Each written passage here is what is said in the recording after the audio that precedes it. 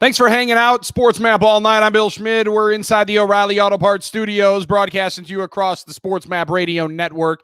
Andrew Carlson alongside. We're going to talk to Matt Perino coming up in about a half hour from right now. Bill's beat writer for Syracuse.com in New York Upstate about the surging Buffalo Bills. Found themselves in the top five for myself and Andrew last night. And a convincing win on the road against the San Francisco 49ers. And don't look now at where and how quickly the Bills have put things together since that loss against the Kansas City Chiefs. And maybe not as confident for everybody else across the country, but I want to know what Bills fans' confidence level is if they get the Chiefs one more time. So we're going to ask that to Matt coming up here in about a half hour from right now.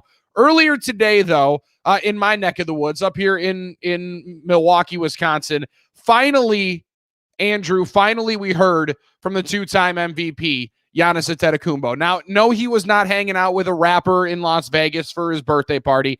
Giannis had been at practice. He had been working out with the team, came back from Greece just a couple of weeks ago, was here for the report day, was putting out different posts that he was around the city, and the growing anticipation and painstaking wait that Milwaukee Bucks fans, and frankly, I think fans of about 26 other teams, ones that are going to be in the running to try to lure Antetokounmpo out of Wisconsin, have been waiting on pins and needles to figure out when, how, and where Giannis is going to play basketball for the next 4 to 5 years. It's an extension opportunity. The first time you can offer somebody one, the first time you can sign that Supermax contract. Now, Giannis signed a $100 million extension 3 years ago. He's got one more year still left on his contract. But this is what the NBA created when they created the Supermax extension. You are eyeballing one of the best players in the league and zeroing in to try to keep him in the home market, keep him with the team that drafted him. You grow your rights towards a Supermax by longevity in a specific place. Now, Giannis's official calculation could be 5 years, $228 million. Before last season, I should speak, that estimation was about $251 million. So the pandemic would cut into about $23 million, give or take. And many are wondering, speculating. I did not believe going into the entire offseason. I didn't think that Giannis would sign the Supermax. But I want to give you the words from the two-time MVP's mouth. And then take some reaction and gauge the feeling amongst NBA fans across the country, coast to coast here on the Sports Map Radio Network. There's one side which will always believe that players in bigger markets will make more money for the league, are more valuable assets to the league. And I don't necessarily agree with that here in 2020.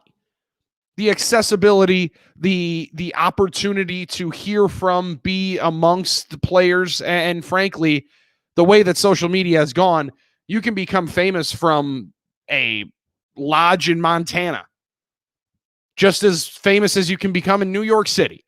So where Giannis plays, I don't necessarily know it registers with the league.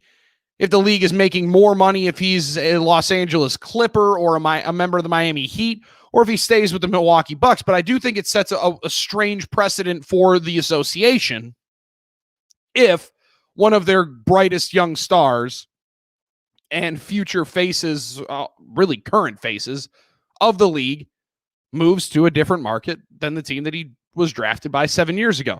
So Giannis earlier today finally spoke with the media and said this decision to sign the 5-year, $228 million extension is not really in his hands. Well, I just try to focus on what I can do. This is not in my hands.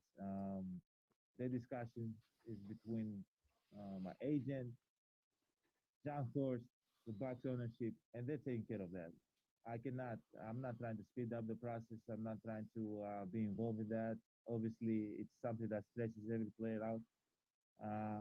And as you said, it's on my mind, but it's not on my mind. I try to put it out of my mind. And you're the guys asking me these questions all the time, so you guys put it back on my mind. But as I said, is they're gonna handle those discussions. I'm gonna handle what I got to do on the court, and everything's gonna be good. And what you do on the floor has never really changed. One of the best players, most dynamic players in the league. There's not many guys that do and can do what Giannis can do on a basketball floor. You're talking about a big that can just attack the basket, drive the lane, penetrate at any point in time, pass the ball, bring the ball coast to coast, start the offense at 7 feet tall. It's a strange talent bundle that you get with Antetokounmpo.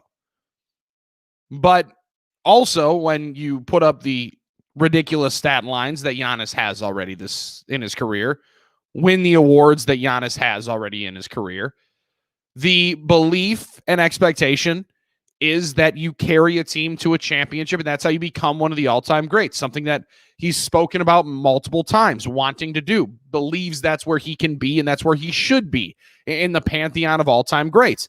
So to do that, you need to win championships. Now, Giannis has made it clear to pretty much anybody who would listen, especially those covering Milwaukee on a day in and day out basis, that it does not matter where he plays basketball.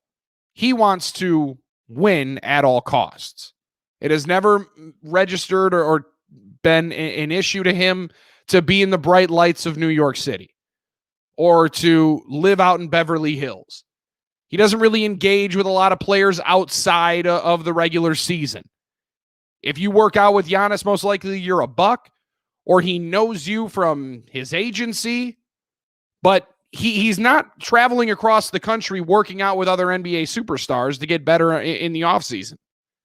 He's going to Greece, being with his family, and then showing up to work. Posting his, few random Instagram posts about his improvement, and that's about it. A little bit more of a lone wolf. And for the association and for us as NBA fans and people that get to talk about it each and every day, we also put an incredible emphasis on championships and winning to get yourself into that next tier. But for Giannis, the conversations of would he or won't he stay in Milwaukee have always centered around, can Milwaukee give them and give him the best chance to put rings on his finger and titles to his name on his basketball reference page and then his Hall of Fame resume? Are the Bucks equipped enough to make those decisions? And will they spend the money to go into luxury taxes? Will they go to the nth degree to put rings on his finger?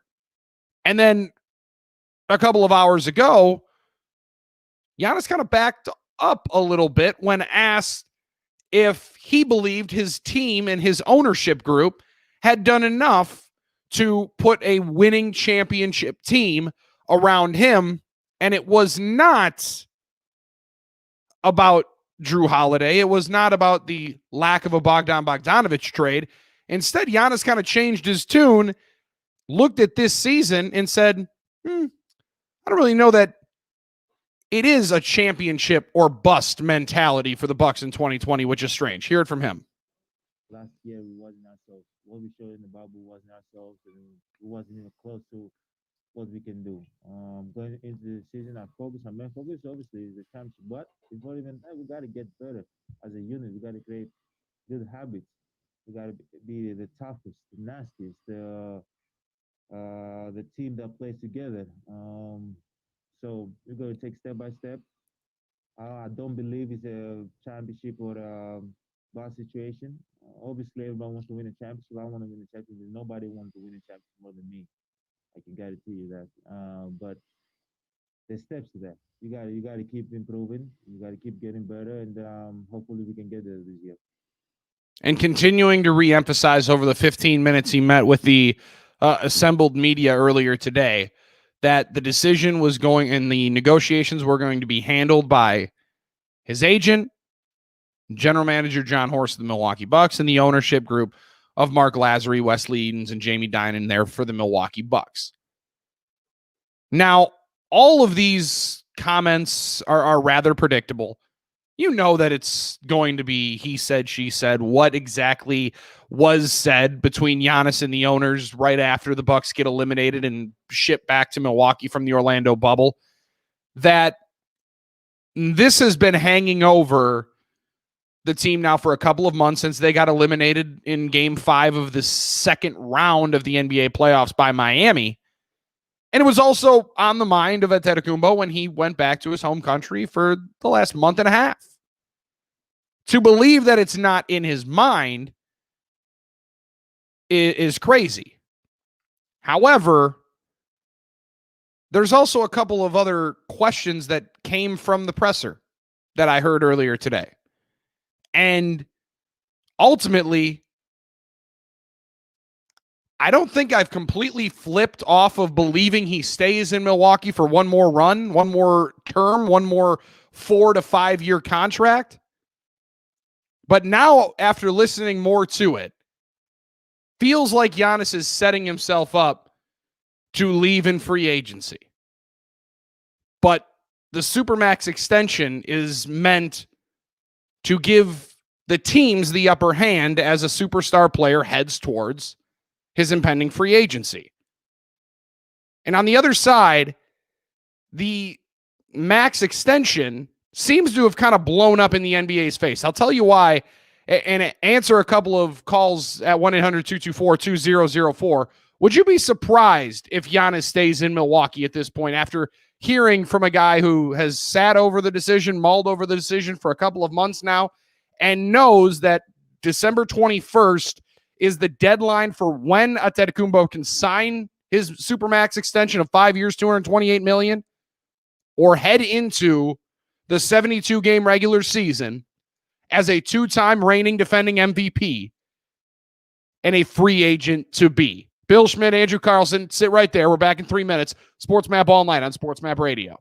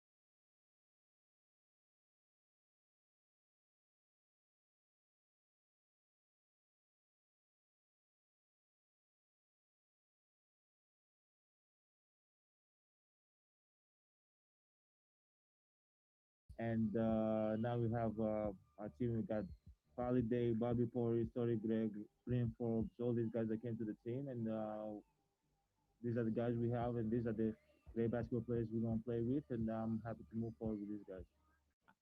That is Giannis Antetokounmpo, the two-time reigning defending MVP of the National Basketball Association, earlier today as he spoke for the first time since returning to the Milwaukee Bucks for training camp. But will he return to the Milwaukee Bucks in 2021 and beyond is the biggest question. 1-800-224-2004.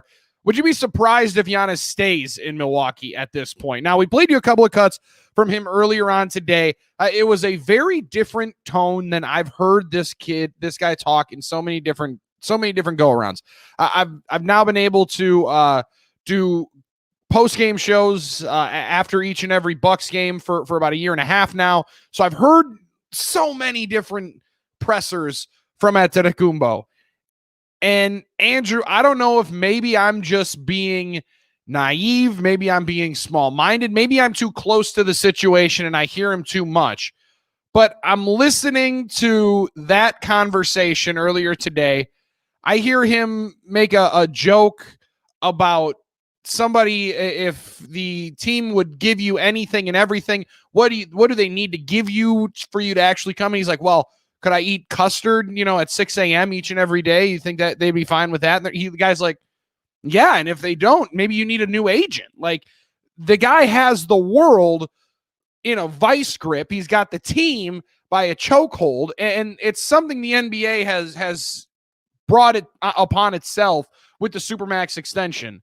But you heard the same audio that the listeners across the country here on Sports Map Radio just heard in the last segment. Am I being a little bit too reactionary here? Or does it feel like Giannis now is closer to having one foot out the door than ever before? I don't have enough knowledge of what he sounds like on a normal basis to tell you for a fact that he's coming out the door or that he's headed out the door. But I would tell you to wait a little bit, because in these contract negotiations and things like this, it's very, very difficult for players. And I know that, from sport to sport it differs, but I've seen I've seen in the world of soccer, I've seen in the world of the NFL, where these guys can play it coy for a good while. And I would hesitate to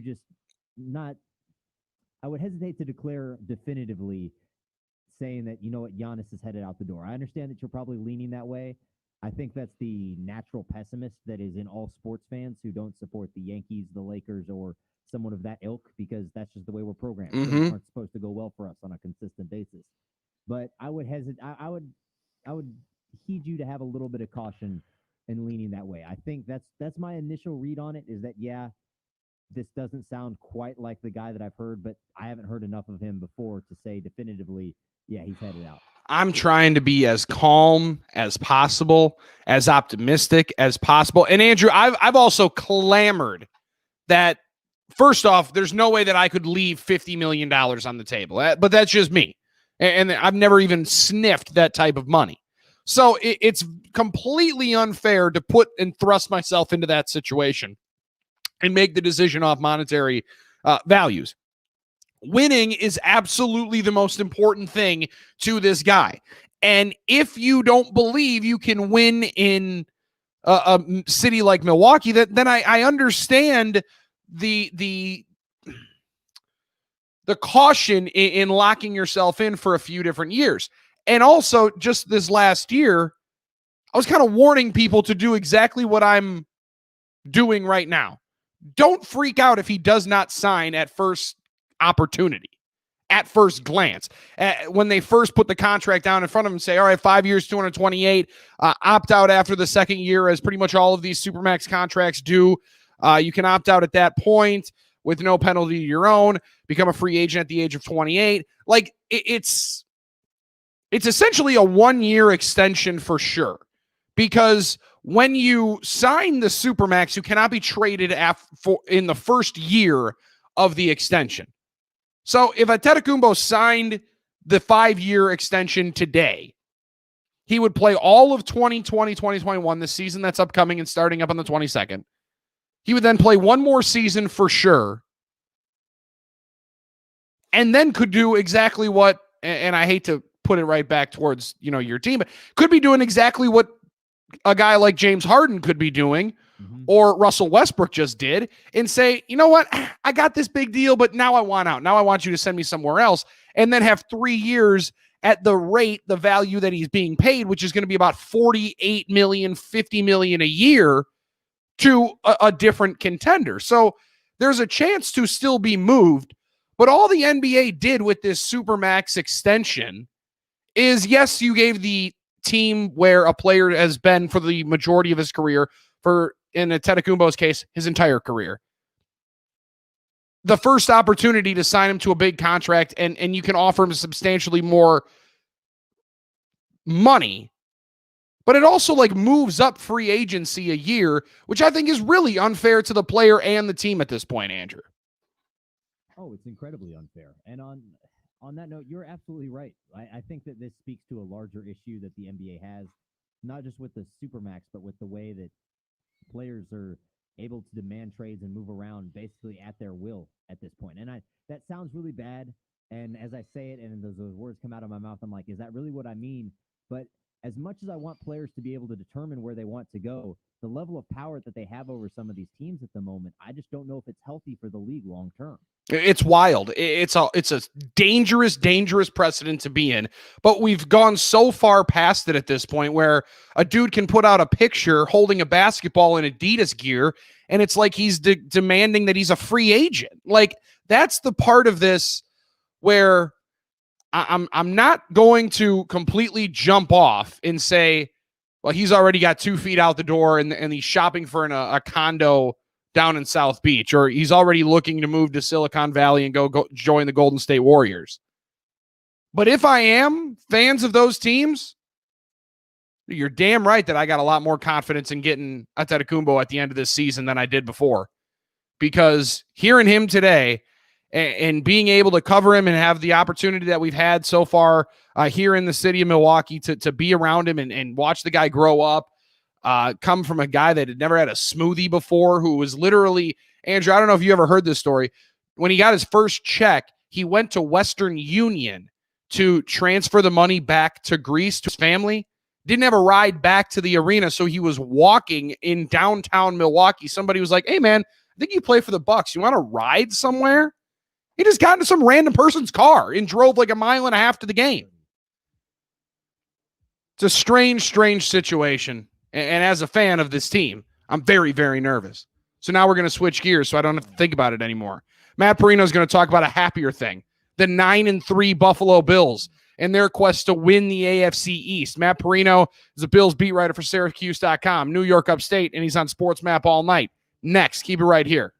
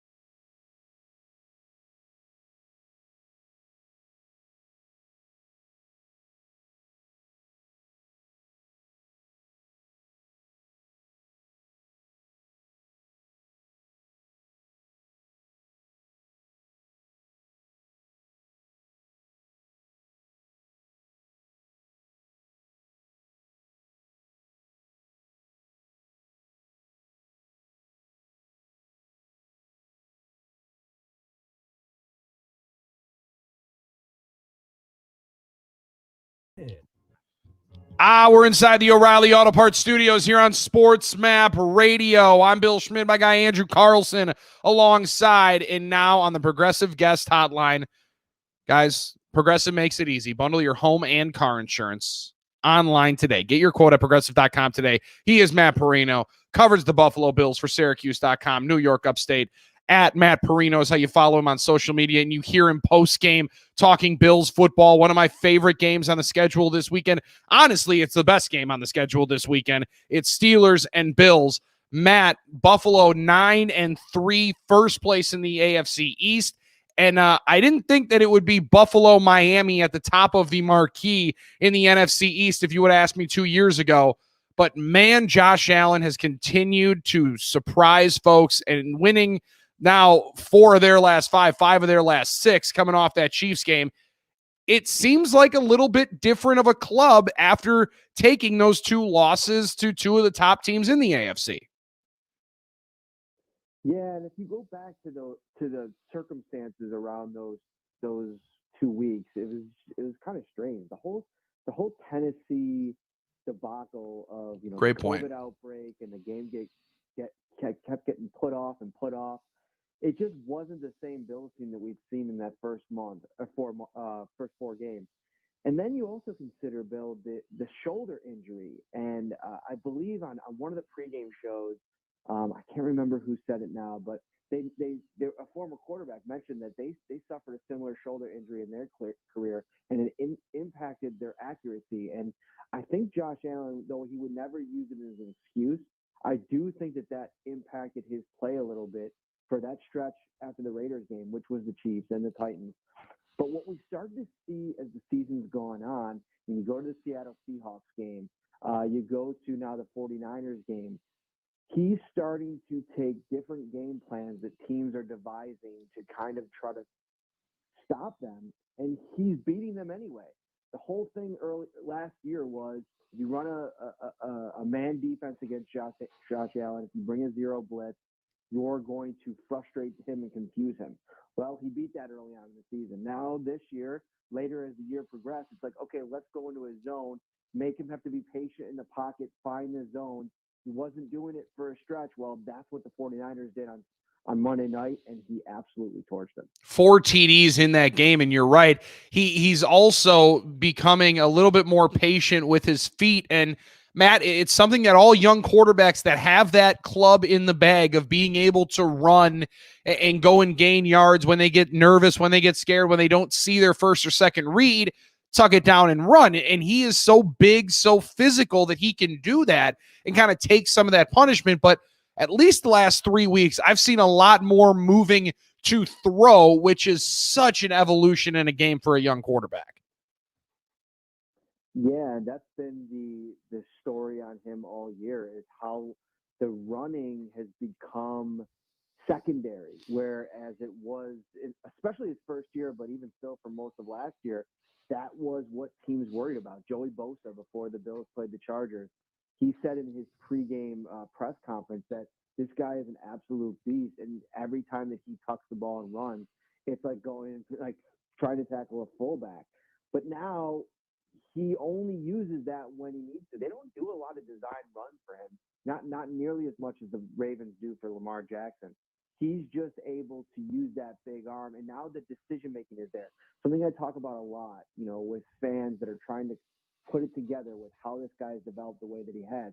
He came out of Wyoming. I mean, just think about the level of competition that he's going up against there. And to come into the NFL and have to go against NFL defenses every week, it was a whole new world. It was going to always take this amount of time. And what the Bills have done, and I wrote about this today, is they've checked all the boxes. They put people around the coaches, players. They were patient.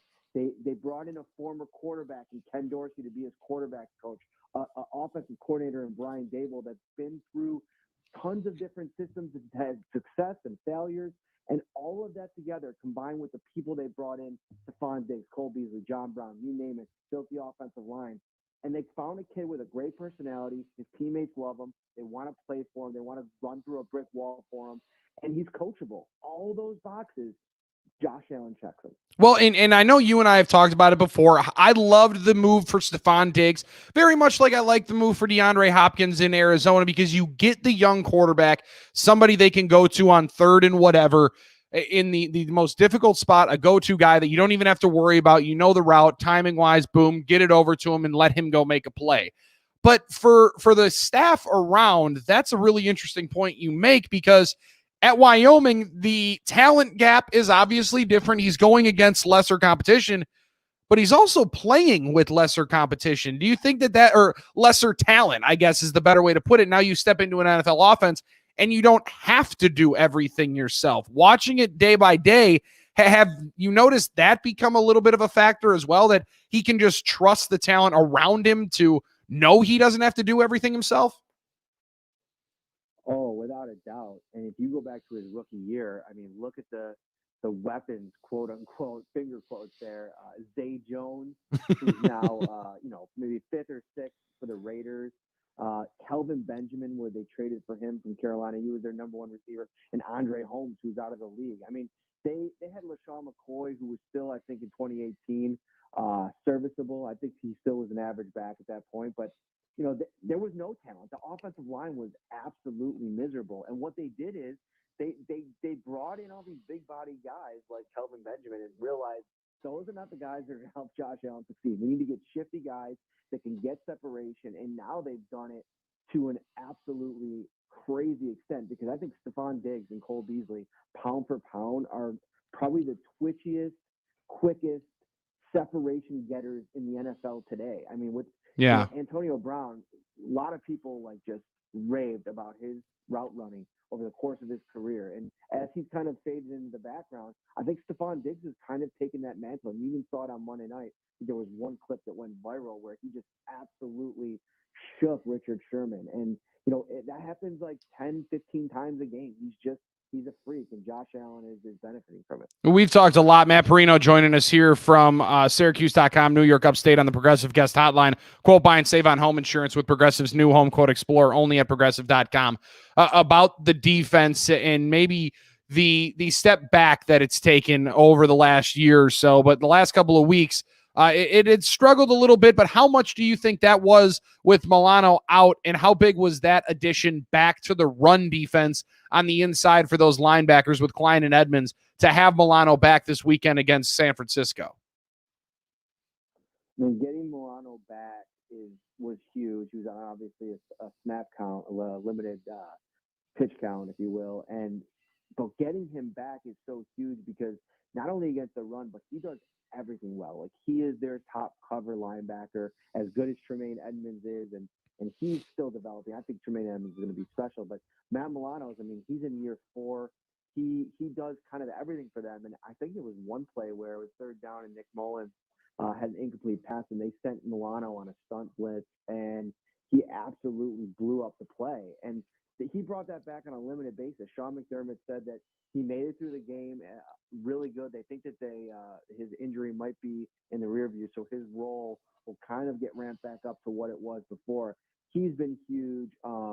Tremaine Edmonds, like I said, has been huge. Jerry Hughes we were talking about this on my podcast tonight. That he's so underappreciated because he's not putting up the 10, 15 sacks a season numbers that generally get defensive ends credit. But this dude is just bringing pressures every week consistently. He impacts the game plan for offensive coordinators every week. He doesn't get a lot of shine, but that's the big thing that's been happening since week 7, as you've seen the transformation of this defense. Since week 7, Bill, the Bills going into this week 13, they had 29 combined sacks and turnovers, which was second in the league behind only the New Orleans Saints. They're getting it done at the line of scrimmage, and their secondary, led by Tre'Davious White when they're healthy, is one of the best in the league. Now, Matt Perino joining us here on Sports Map All Night, and he mentioned the podcast that you can get Shout. You can also find him right now at Matt Perino and find those podcasts coming up on social media and the links to them right there. That, Matt, when you look at the Steelers game last year on Sunday Night Football, felt like a huge coming out party and one of those games where the nation really took notice and said, wow, they just beat Pittsburgh at Heinz Field in prime time. That just doesn't happen very much. That's one of those where the odds makers don't want you to realize how good the trend is for the Steelers playing at home on night football. this year, this go around, does it feel similar, do you think, to Bills fans, that it's still a little bit of a coming out party to the rest of the country? Or is this one of those games that's almost a must win, knowing that you're going to have to go through Pittsburgh in the AFC playoffs? Yeah, I think it's definitely a measuring stick game to a degree, and it's different, right? Because last year there was no Ben Roethlisberger, so as good of a feeling as that was, I think the number was 46 years the last time that the Bills even won in Pittsburgh, let alone a night game. And so you're right, it doesn't happen very often. But Ben wasn't there. This is going to be a different game. There's also some other players that are kind of missing. I mean, you think about Bud Dupree. Mm-hmm. He wreaked havoc on that Bills offensive line in that game last year. He's not going to be available. Hayden is up in the air. Obviously, they're missing their linebacker as well. So there's a lot of missing pieces to this defense coming off of a really debilitating loss to the Washington football team. But, Mike Tomlin's there. He'll get them ready to play. This is going to be a battle. And it's a cool storyline, too, because Josh Allen, I think one of the guys that, one of the comps people used in addition to Cam Newton was Ben Roethlisberger for his ability to maneuver in the pocket and kind of extend plays with his legs. I think that's where they probably are most similar, big arm quarterbacks. But this is a game, I think, it's kind of like the San Francisco game where you just don't want the letdown. You know what I mean? Sure. Even a loss here, it doesn't. I think it's 91% that 538 has the Bills winning the AFC East. I mean, it's going to be really tough for Miami to overtake them with the 2 games at the end of the season still to come. But I just think it's something where you want to go in, you want to be competitive. I think the expectations have been risen. The expectation is to win. But I think that, this team is changing the culture and the vibe around Buffalo and, national TV games. Like, you think to the Dallas game last year, the San Francisco Monday Night Football, which actually the first Monday Night Football, official Monday Night Football game the Bills have won since 1999. So I think it's going to be a battle. I think it's going to be physical again. But does Pittsburgh have the horses on defense to keep up with this passing attack? It's going to be fun. Now, they could also win one of those Monday night games coming up in 3 weeks against New England. And we're looking at it and eyeballing it a little bit later on in the program. Matt, that could be a game for New England if all things go right and they still have tiebreakers amongst teams that are ahead of them. They just need to even them up record-wise with Miami, Las Vegas, and Baltimore as well. That game, week 16, could be for the playoff hopes for New England, as well as maybe a good seeding game and a clinching opportunity for Buffalo. What would that mean to Bills fans to do it and vanquish that demon that has been the New England Patriots for the last 2 decades? Oh, I mean, it's going to be an absolutely huge game. I think that, this was brewing last year in the same Week 16 game in Foxborough, and Brady was still there, and the Bills played him real tough in the second half, hung around, and lost a 1-score game. But look at the next couple weeks and the kind of gauntlet that Josh Allen has to run. I mean, you just played San Francisco. They went to NFC. They went to the Super Bowl last year, the NFC champs. They still have a lot of pieces of that defense. I know Nick Bosa isn't there, but Robert Saleh got them playing really good football. You saw what they did to Jared Goff. You got to go play Pittsburgh and Mike Tomlin's defense. You got to play Vic Fangio's Denver Broncos, and then, oh, by the way, go and play Bill Belichick's New England Patriots, who absolutely embarrassed Justin Herbert last week. So it's the path to. It's funny that the MVP conversation. Josh Allen is definitely on the outside looking in. I think he's got the 3rd best odds behind Rodgers and Mahomes, and rightfully so. Those 2 guys are a level above. But if he continues to put up the kind of numbers that he's been putting up or close to it, and the Bills win, maybe 3 or 4 of these the last month of the season, I think he makes a case for himself. And this is the kind of thing where they're already battle tested. They've played tough games since early in the season. I think we talked about this last time I was on the show, and it only gets more difficult. And so I think what this does more than anything is once those playoffs start, I don't think there's going to be a team ready to go in as long as they stay healthy or as healthy as they can to go in there and fight for, a playoff win, which I think it would be the first since 96. So it's just a great time to be a Bills fan. I was talking about this on another show the other day. I mean, just what this means for this city to have not only be relevant again, but to also have your guy. I mean, he's going to set every franchise record this year if he stays healthy. I mean, better than anything Jim Kelly ever did. And it's nice to see that for Bills fans who have struggled for almost 2.5 decades here. Oh man, and Matt hosts a playoff game. It's going to be outstanding. This weekend I can't wait for the game. Glad you're hanging out with us here on Sports Map Radio. Thanks for posting the podcast. Always like checking it out after the game, and thanks for hopping on tonight, man. We'll be talking soon. Anytime, man. Have a great night. Matt Perino, once again, guys, Bills beat writer for Syracuse.com, New York Upstate. Quote, buy and save on home insurance with Progressive's new Home Quote Explorer, only at Progressive.com. We're back after this right here on Sports Map Radio. They arrested a man.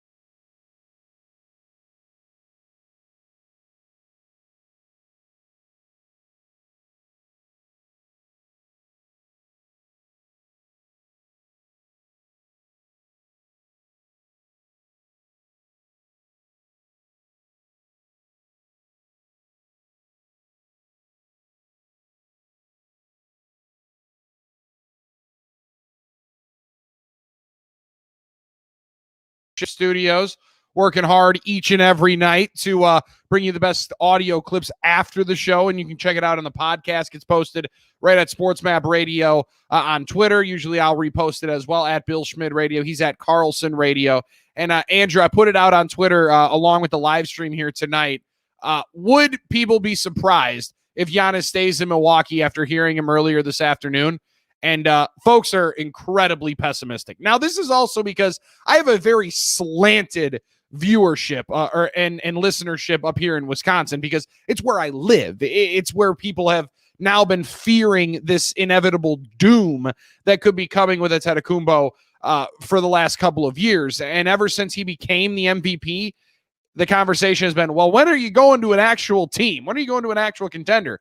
The crazy part about it is, Andrew, they were a legitimate title contender in 2020. They go into the bubble, play like absolute trash for 8 games going into the postseason. They won, I think, 2 of the 8 tune-up games, and then go in, beat the Orlando Magic. Don't do it very convincingly, but they end up sweeping the series, or they lose game 1. They end up winning in 5, a gentleman sweep, and then they get gentlemen swept out by the Miami Heat, who just had good chemistry and a good role. They were a title contender. So, like, if the thought is that you can't be at that level in Milwaukee, I think that's not exactly fair of a criticism. However, it's clear they had to get better, and it's clear that folks up here are thinking this dude is starting to lean towards getting out the door. Yeah, I mean, given how close they were, at least in terms of their contender status heading into the playoffs the last couple of years, I would hesitate to just be so quick to leave if I was Giannis, and the only thing I want to win is a title. Just let me read you a couple of these. Would any superstar want to play on a team where Pat Connaughton gets 65 minutes in a second round series? I don't think he's staying. Never thought he was. I'd be surprised. Just pessimism all over the place. And is there pessimism in college hoops? Maybe justfully so. Jay Billis and Coach K might have a point. We'll bring it to you next year on Sports Map All Night. Don't go anywhere. Auto accident help desk is a mark.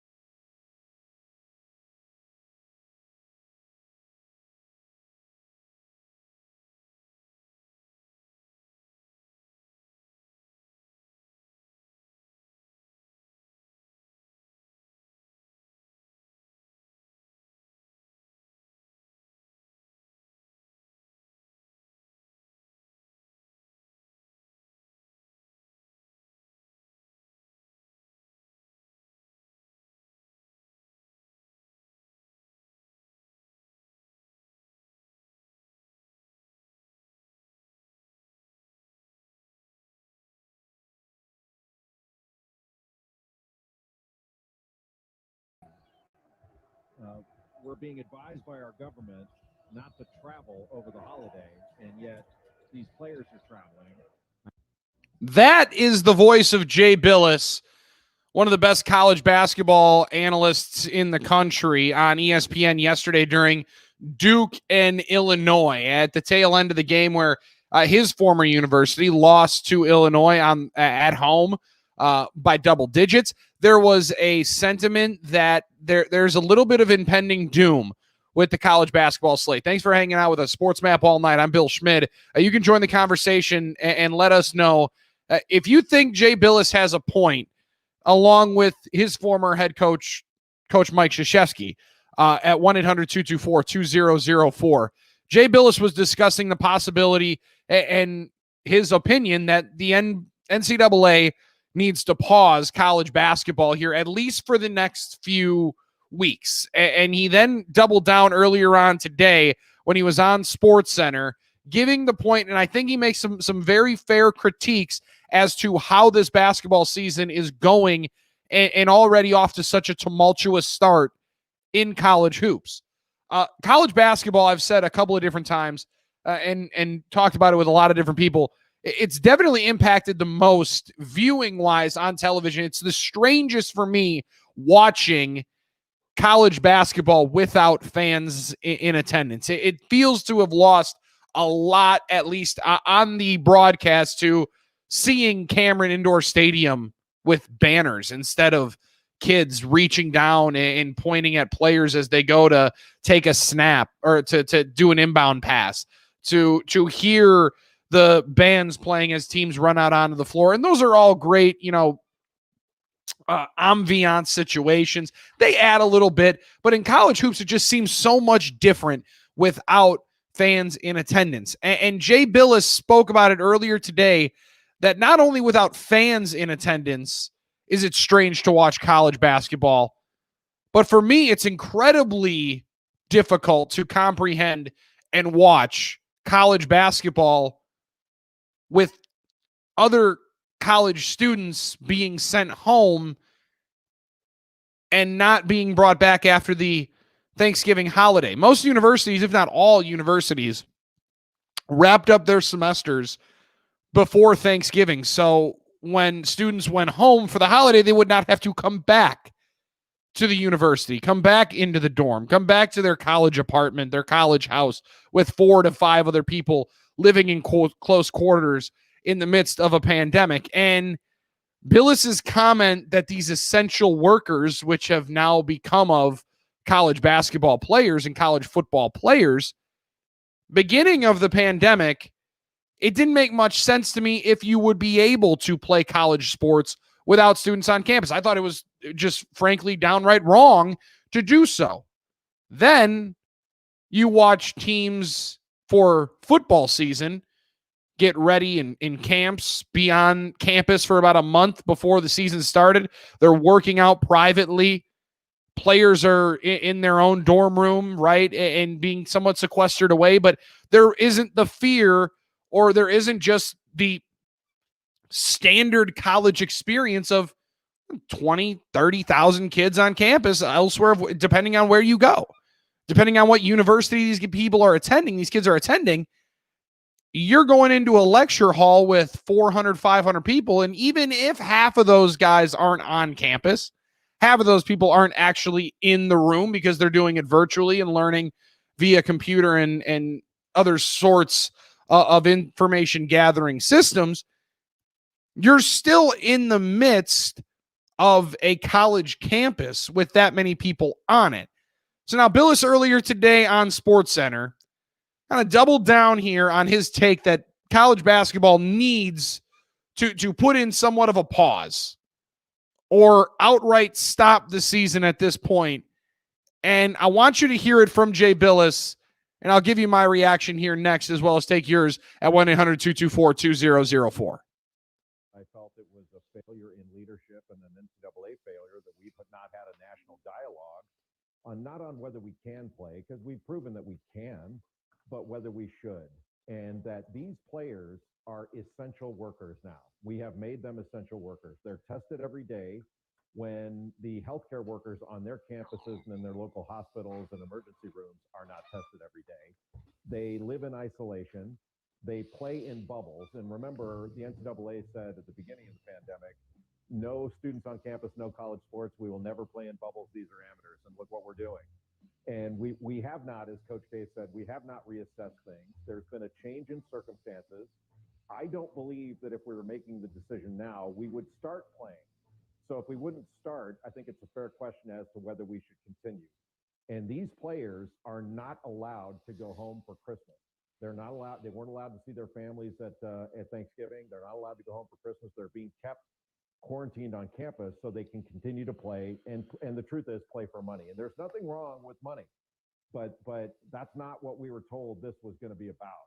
And there's a fair question to be asked: should we hit the pause button for 30 days, reassess, and then as we perhaps get control of this or have the numbers get a little bit better, then we restart things. Let the players go home, and because right now, if they go home, we have to pull the plug on this for a period of weeks.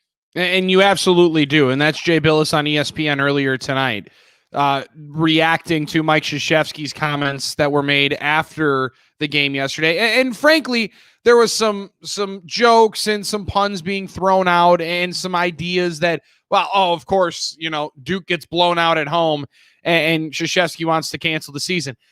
I listened to Mike Krzyzewski, a guy who has been around this game for 40-something years, 40-plus years, closer to 50 years, and dedicated his life to the game in amateur athletics. And whether or not it's amateur anymore, it's not. Jay is completely right. These universities are getting fat on these paydays, right? We saw that because of how much money was lost last year when the NCAA tournament didn't happen. But when Krzyzewski says, I would just like for the safety, the mental and physical health of players and staff to assess where we're at, to ask for a little bit of a pause. I think it's a very, very valid argument and question to make. The NCAA in college basketball, right? 3 cases to a team that has 15 to 20 guys on it. That's 25% of the team getting bit. And you're also in a position where, for the most part, you remember being in college, you live with the people that you're with most of the time. A lot of these guys that are on the team together live with 2 to 3 different players on the team. They're all in close quarters. They're traveling together, playing together, practicing together. And sure, you can put a mask on while you're on the sidelines for good publicity and PR. Man, that's just for the cameras.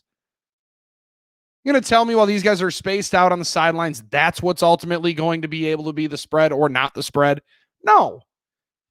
So when you're in the shower and getting ready for practice, right after practice, taking your shoes off, everybody's sitting down on the line on the baseline.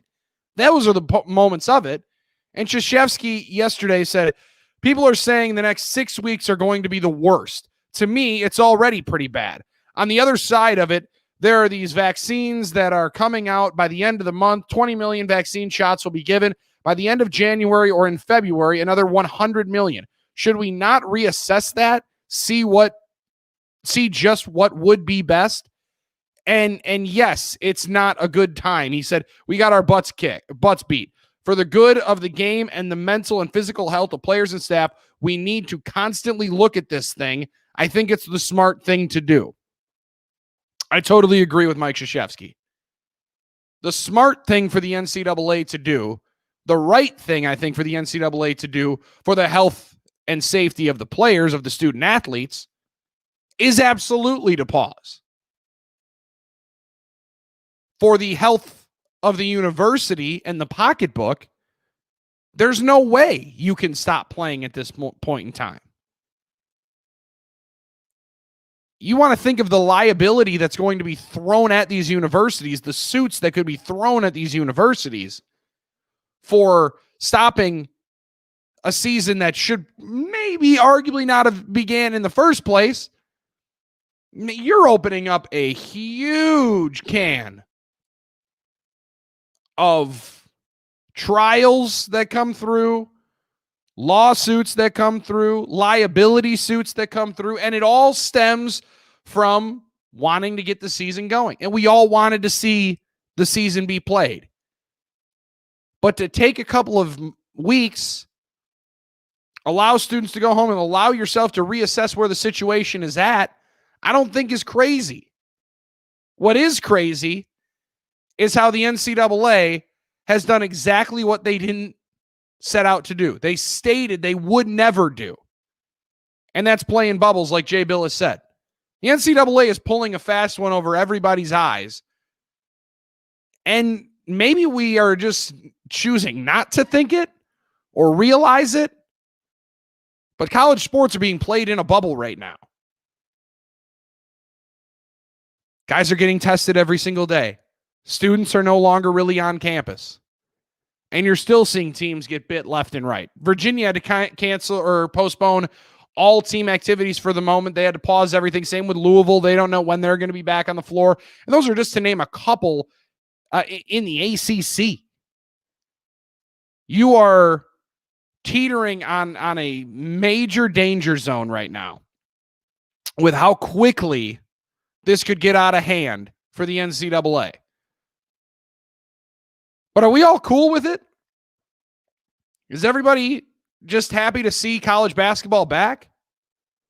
1-800-224-2004.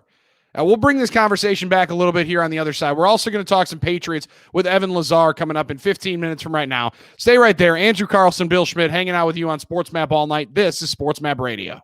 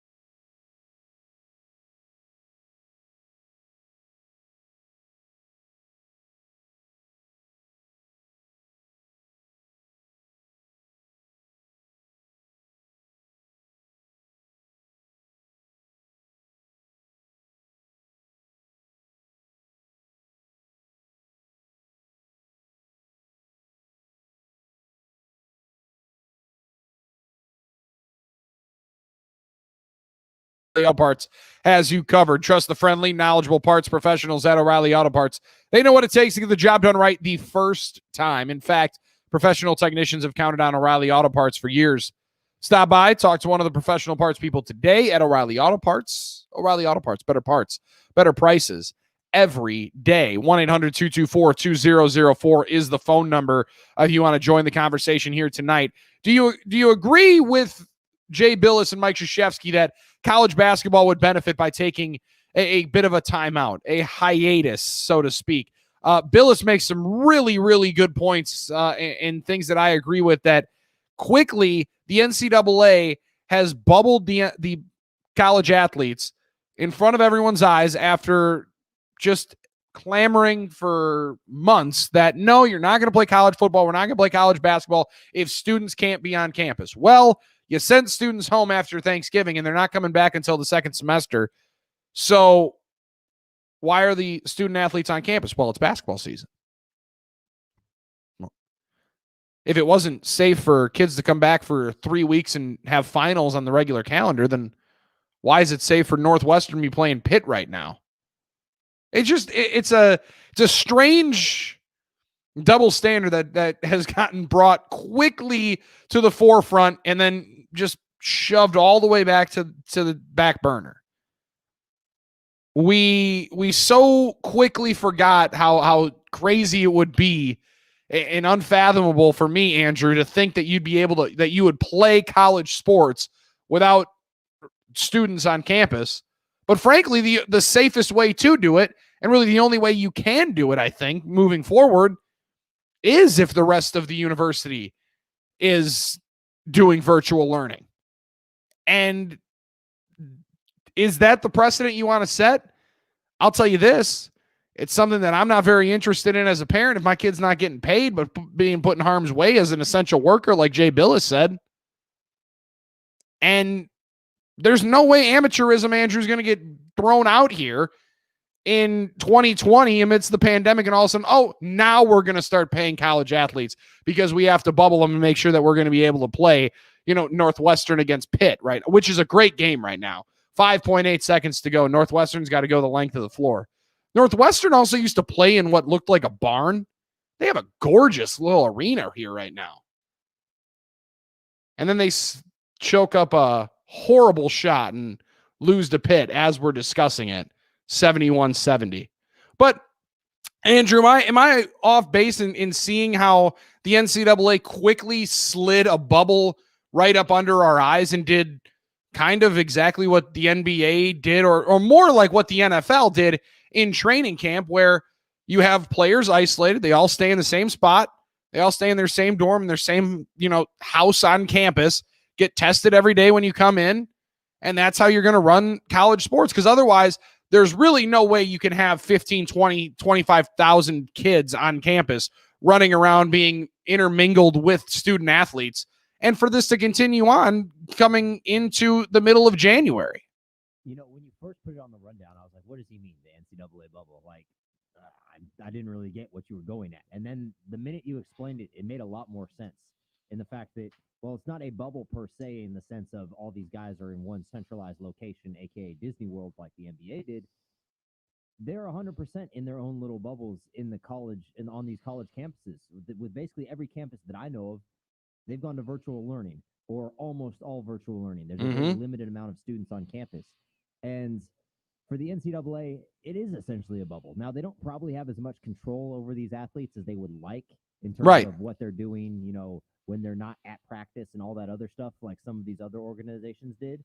But, I mean, look, if you want to hold them to this amateur standard, or do you want to still parade around like these guys are amateur athletes, then you don't get to have that level of control. So I think you're right. The NCAA has essentially pulled a fast one, like you said, where they've snuck a bubble in right under our noses. Well, and dude, they also said that and got glorified, like, it's going to be so fun. Remember just a couple of weeks ago, maybe it was before the season started, closer to a month or so ago, when all of a sudden it got brought up that the NCAA was looking to have the NCAA tournament in one location, we're thinking Indianapolis, right? Oh, the epicenter for college basketball. And then, teams will stay as long as they are in the tournament. And then once they're done, they'll go back. Well, dude, that's exactly what the NBA did with the bubble. And we're all saying, man, that's going to be so cool.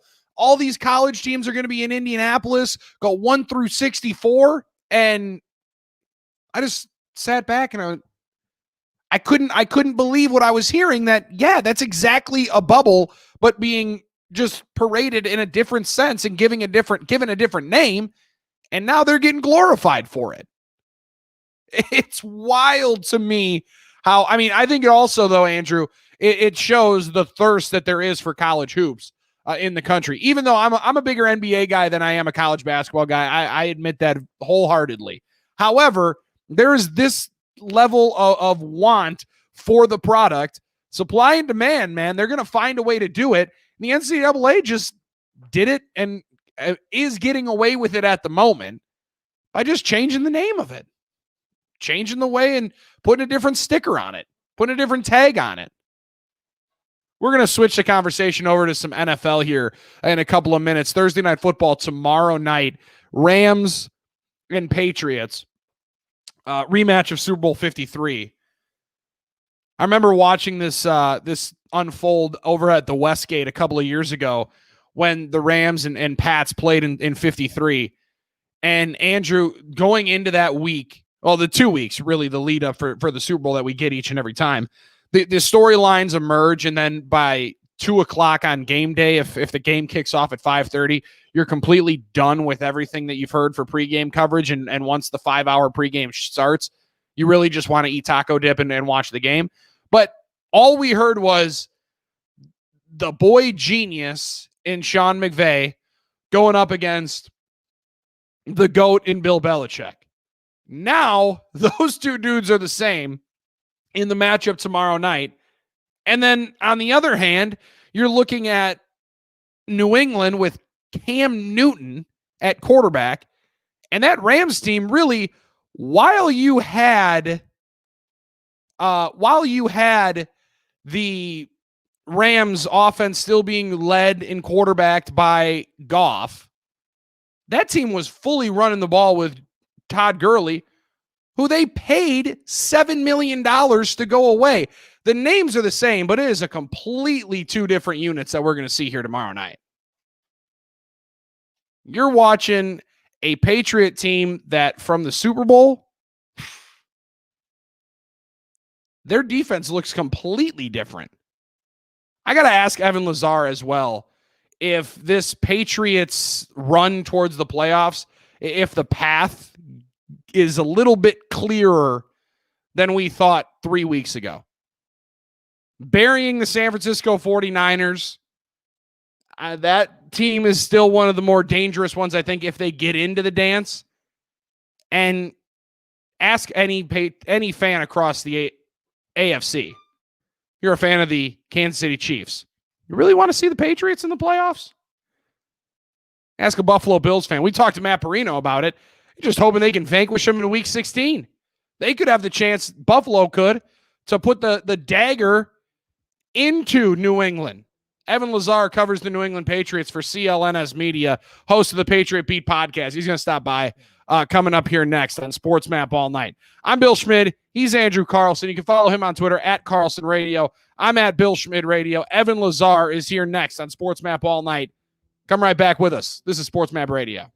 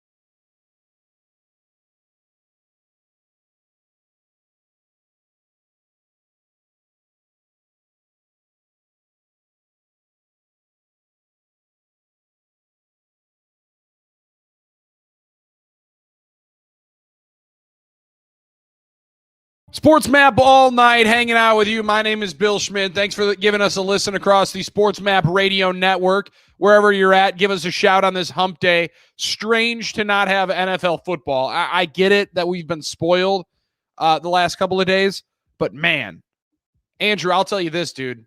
Wednesday football last week, while the game was not incredibly good to watch, I get it. You know, the Ravens and Steelers didn't bring their A game. Now we saw the Steelers lose on Monday in the early slate of the doubleheader. I think we're just getting spoiled. Like this day in the middle of the week without an NFL game was just weird and kind of uncomfortable for me come 4:00. Man, I don't want to say I'm getting used to just having a football game to turn on at 4:00 on any given day of the week, but it's sort of gotten like that at various points in the pandemic. And I don't want to say I'm disappointed because when it doesn't happen, because that means the NFL is actually sticking to their schedule. Right. And the protocols and everything are working like they're supposed to.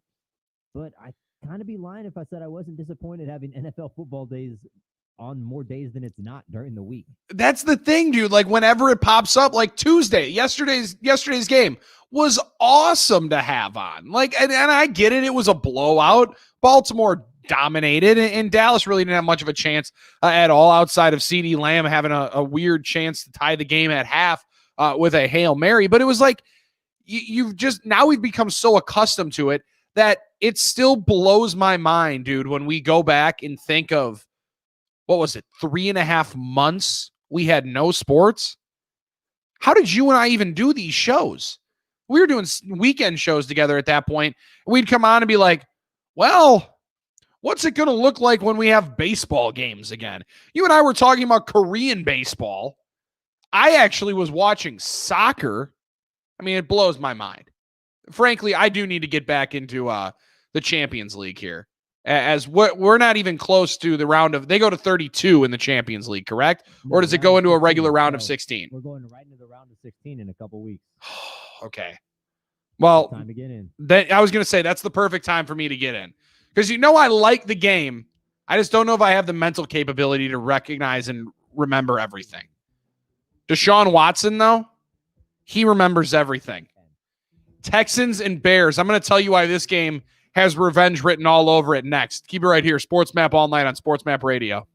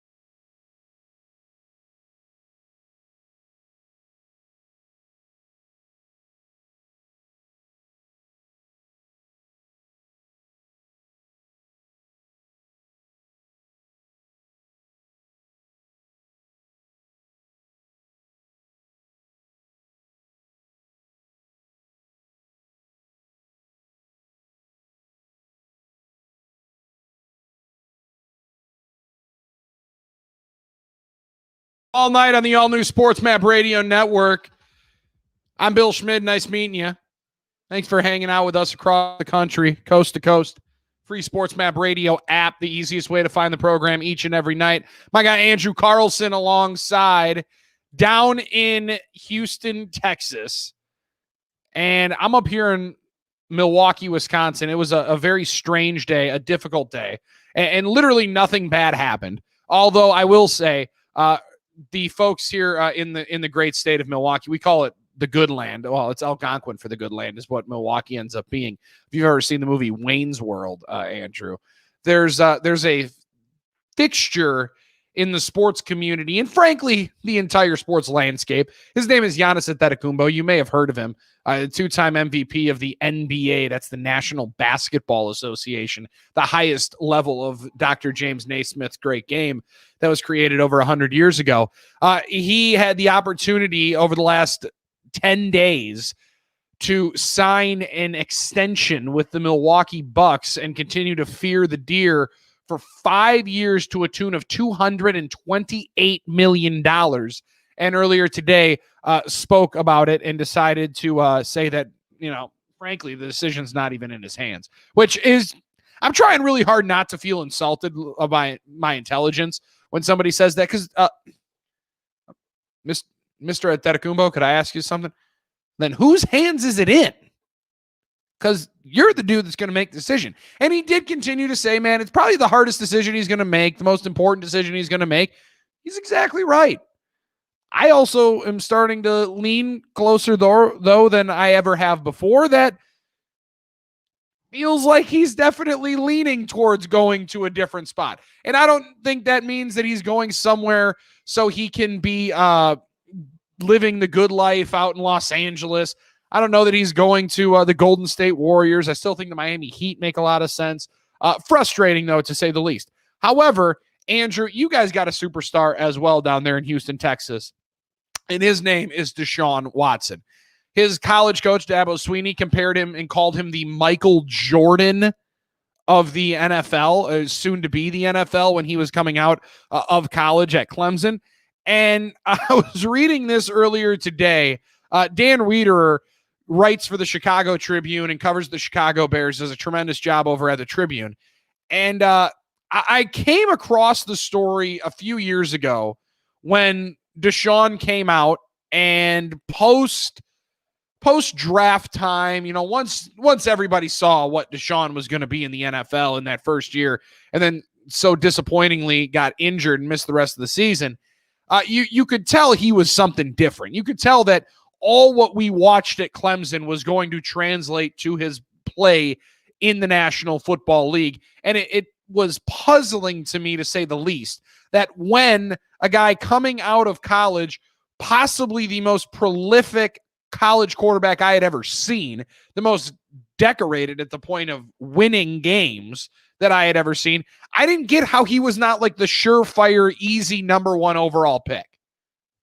Going into that 2017 draft, it made no sense to me, Andrew, how people weren't lining up to go trade for this guy and make him the number one overall pick. Because a year before, I should say, I watched teams like the Philadelphia Eagles load up 3 first-round picks to go draft a kid from North Dakota State. And I watched the Rams mortgage their whole future, trade 3 first-round picks to draft a dude from Cal who I had barely even heard of in Jared Goff. So I watched Deshaun Watson play at Clemson and tear up Alabama, tear up the best competition, and win national championships. Made no sense to me why he wasn't in the conversation to be the number one overall pick. Then, take it a couple of weeks after, months after the selection meeting, into his rookie year, and even into his second year, it became a little bit more clear that people just did not trust his, size, maybe his stature to play. And then there's just some ridiculousness that teams didn't even talk to Deshaun Watson. Dan Wiederer went through earlier today and just outlined the entire selection for the Chicago Bears in 2017 who took Mitch Trubisky, traded up from 3 to 2 to draft Mitchell Trubisky in front of not only Patrick Mahomes, who went 10 to the Kansas City Chiefs, but ahead of Deshaun Watson, who then went 12 to your team, the Houston Texans. And Dan writes this, and I just want to read it for you and get your thoughts, Andrew, as now the team that got Deshaun and who will visit Soldier Field this weekend. It'll be the first time Deshaun Watson plays at Soldier Field. Makes no sense why. On March 16th, 2017, why did the Bears general manager Ryan Pace, John Fox, who was then the head coach, director of pro personnel, and their offensive coordinator and quarterbacks coach, they went to Clemson's pro day, yet left without visiting extensively with Deshaun Watson or following up on their word to connect with him later? Why didn't the Bears have dinner with the Tigers star, as they did soon after with fellow first-round quarterbacks Mitch Trubisky and Patrick Mahomes? Why didn't they hold a private workout with Watson as they did with Trubisky and Mahomes? Why didn't they schedule a lengthy and intimate in-person visit with Watson at either Hallis Hall or elsewhere to deeply test the football acumen and recall on the whiteboard and learn more about his character, leadership, vision, and drive? Why did their only pre-draft interaction with Deshaun Watson come at the scouting combine? Why? Not only did the Chicago Bears, and this isn't the first time I've heard this, that the Bears didn't even, go to dinner with Deshaun, didn't interview him, but straight up told him, yeah, we're going to get back and we're going to get in touch with you, and then never called back. Never did the homework on the guy that just dominated college football. Dan Wiederer continues saying, Watson may never say so publicly, but those who know him well promise his recall is as sharp as a bandit. Quincy Avery is Deshaun Watson's private quarterback coach and longtime confidant. Avery was quoted as saying, Deshaun has never been one of those vendetta-type people. He's unique in his ability to focus in on how can I play my best this week. But continued by saying, he remembers. 100% he remembers. And he'll take note of it. Just won't be the driving force for him. No, Deshaun Watson's not going into Soldier Field this week, when the Bears take on the Texans, two teams that are incredibly disappointed at this point in the season. Both had playoff aspirations, and we already know Bill O'Brien was fired after week 4 in Houston. Matt Nagy and Ryan Pace look to be fired at the end of the season in Chicago. And this is the main reason why Ryan Pace is getting canned. Not only did Patrick Mahomes sign for 10 years and $500 million, $500 million investment lost. I don't care what walk of life you're in, whatever business you're in. You mess up your business, your organization, your company from having and making a $500 million investment, you're going to lose your job. Like that's just the crux of the conversation. I don't care what business venture you're in. Deshaun was 4 years and $160 million extension that he signed in September, and a 3-time Pro Bowler already, while Mitch Trubisky didn't have his 5th-year option picked up, is going to become a free agent in March, and frankly, there's no sign that he's going to sign with the Bears or literally anybody for a starting job or even a position, an opportunity to compete for a starting job. So this weekend, Deshaun Watson goes to Chicago to take on the Bears in a game that, frankly, Andrew, nobody really would be watching outside of when it pops up on Red Zone, or if you're a rabid Bears fan or a huge Texans fan. Nobody across the country is spotting up waiting to watch Bears and Texans. However, this type of drama and pettiness and downright stupidity makes me, one, want to invest on the Houston Texans, and we will be on the show pot, and we will be giving you our 3 plays that pay on Friday before the game, and this will be one of them for me. But it adds a little bit of intrigue to just see man, Deshaun's not really the talking type. He's not going to trash anybody. He's not going to come out here and embarrass anybody. But I said the same thing about Pat. And last year, the Bears played the Chiefs on Sunday Night Football, and Mahomes ran one in and started counting on his fingers how many people were picked ahead of him in the draft that the Chicago Bears passed on him for. I know Deshaun's not the trash talking type necessarily, but you got to imagine this is going to be a little bit in the back of his mind. Oh, 100%. And I know in that article it mentions that his quarterbacks coach, his private quarterback guru, Quincy Avery, says that, Deshaun's not the type of guy to where he'll use that as motivation. He's more concerned about winning the football game. But he also mentions the fact that you'd be foolish to think that he doesn't at least remember it. And oh my God.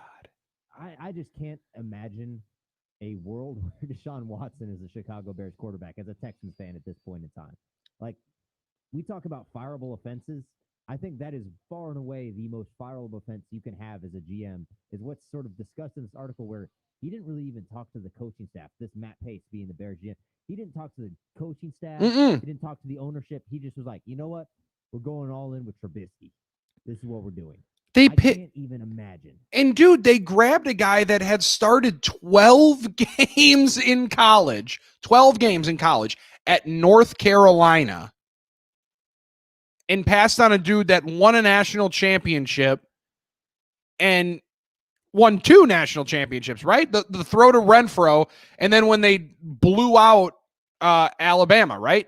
Deshaun was there for both of those. No, Trevor Lawrence was there for the second one. I'm sorry. When they won in Levi Stadium, that was Trevor Lawrence's job his rookie year, his freshman year. So Watson comes in, wins one. He wins the one in thrilling fashion where he throws it over to Renfro in the side of the end zone. They win it with a couple of seconds left.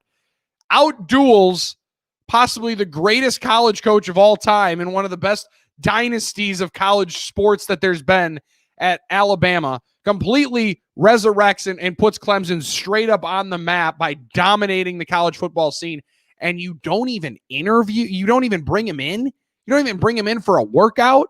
You don't even want to see what he can do on the field, in your locker room, in your office. And like he said, even on the whiteboard, just test his football knowledge. Oh, man.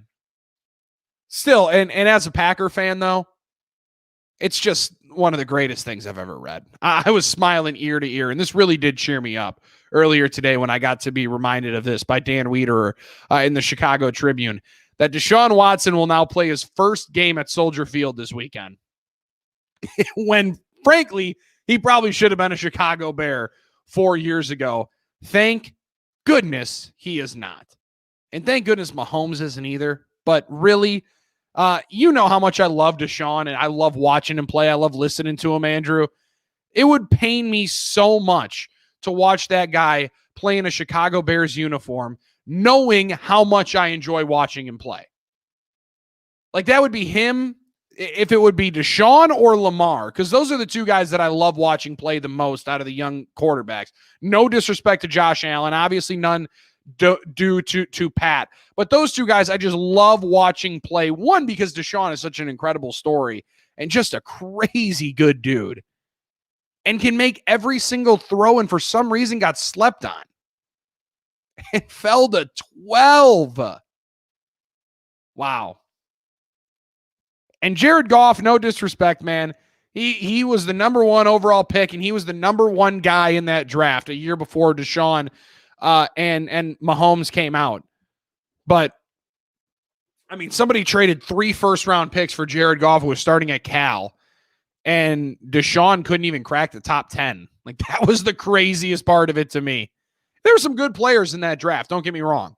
You're looking at some really high-end talent that was taken in that draft. Myles Garrett went number 1, then Trubisky, and frankly, it didn't seem like San Francisco was going with a quarterback at all when they got an extra 3rd-round pick out of the Bears. One of the sweetest moments as anybody watching the NFL. All right, we're going to take a quick time out. We're going to hear from Bill Belichick and Sean McVay coming up here, and also the New England Patriots playoff chances and their path towards January football seems pretty clear. We'll fill you in next. Sports Map all night. Don't go.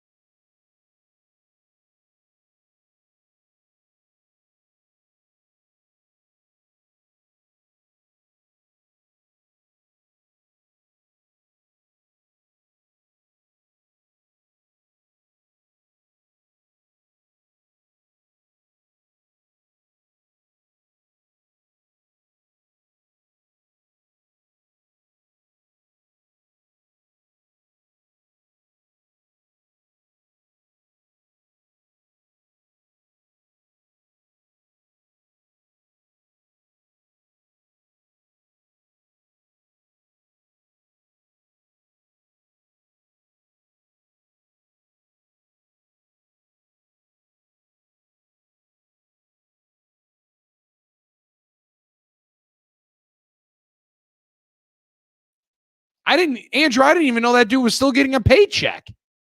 Spurs the Rockets every time he plays them. So yeah, I knew he was in the league. Wow. Oh my goodness. And talk about a blast. That is great. Good for you, though. Get a little cash grab on your way out. Apparently, Berea intends on playing this season and then wants to move into a coaching role. He played in Dallas for 11 seasons. He's 36 years old. And Tim McMahon was the one from ESPN that did say that he, once again, plans on playing this season somewhere and then wants to move into the coaching ranks. So good for him. A great move by Mark Cuban, man. Just an absolute class guy, class act, and continues to support the guys that do right by him by doing right by them and helping guys out in difficult situations, man. What he did with Delonte West, that just continues to add to the glory that is Mark Cuban, man. Guy that played for your organization, meant a lot to your team. You help him out in a very, very difficult time like that. That means a lot, and that's pretty cool to witness. Guys, we're inside the O'Reilly Auto Parts studios. Are your wiper blades chattering, skipping, or squeaking? Don't compromise your visibility with streaks or smearing on your windows when it's time to replace your wiper blades. Stop by O'Reilly Auto Parts and see their selection. The professional parts people will help you find just the right wiper blades for your vehicle, and O'Reilly Auto Parts will install your wiper blades free of charge. O'Reilly Auto Parts, better prices every single day.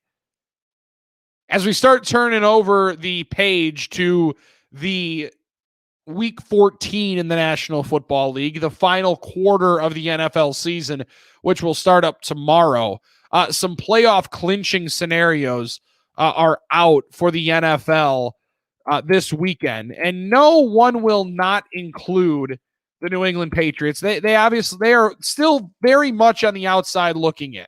All right, don't get it twisted there at all.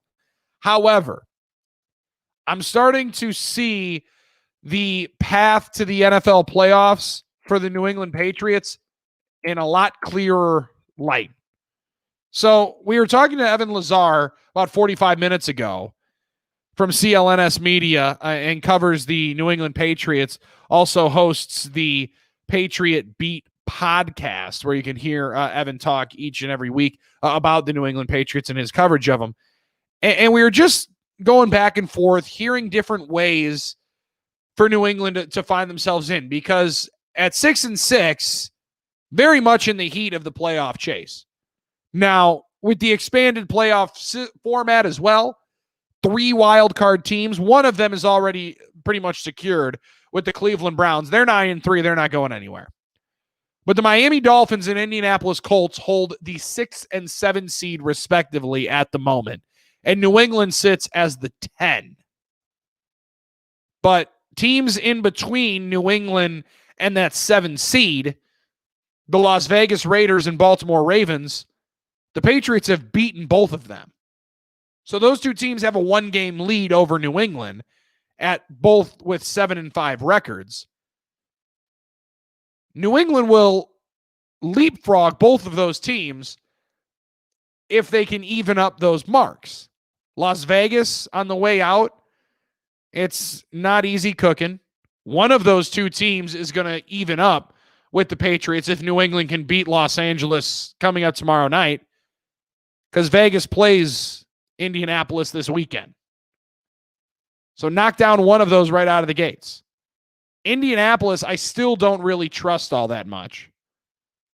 But if you're the Patriots, you see the Colts have Las Vegas, Houston, Pittsburgh, and Jacksonville. Still definitely another losable game on the roster, on the slate for the Colts. For the Ravens, however, they start getting their act together, and seemingly on the win against Dallas, they did.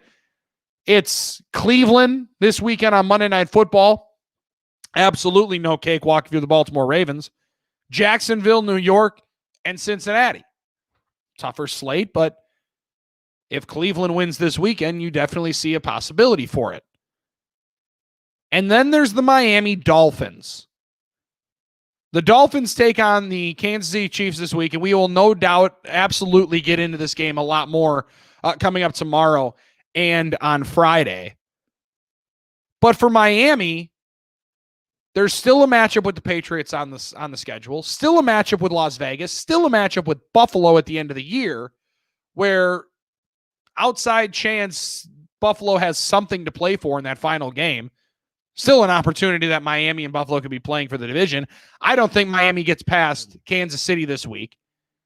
That the teams ahead of Bill Belichick's New England Patriots have some tough hills to climb still in the schedule. Rams, Dolphins, Bills, and Jets. Teams that the Patriots have handled for years, just ahead of New England. Let's dive into this game a little bit more. Rams and Patriots preview of Thursday Night Football next, right here on Sports Map All Night. I owe the IRS $10,000. IRS garnished my wages. Hey, be safe. On my house. The IRS is the most powerful collection agency in the world. They do not give up until you pay. I'm fucking Boston. Audited. I called Tax Solutions now. Tag team down in Tennessee. I call Tax Solutions now, and they got the IRS off my back. Tax Solutions Now had my wage garnishment lifted in 48 hours. Tax Solutions Now can get you help. Our agents know the rules, can stop the pain, and get you the best deal. We connect you with a team of former IRS agents and tax professionals who will get the IRS off your back. We saved our home and overcame the most powerful collection agency in the world. Call Tax Solutions now. Time is running out. Call 800-296-9744. 800-296-9744. 800-296-9744.